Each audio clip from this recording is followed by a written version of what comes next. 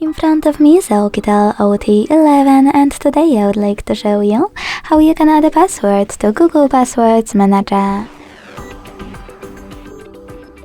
Begin by going into Settings and scrolling down to Access, Passwords and Accounts.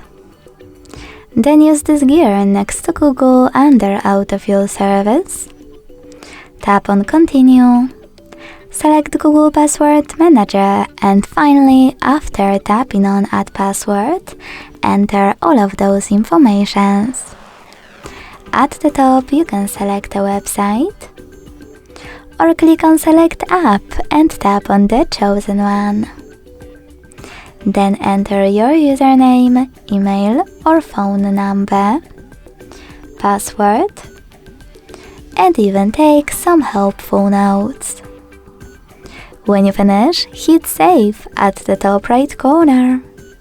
As you can see after that, my app was successfully added to Google Passwords Manager. Thanks so much for watching. If you enjoyed this video, leave a like, comment and subscribe. Bye!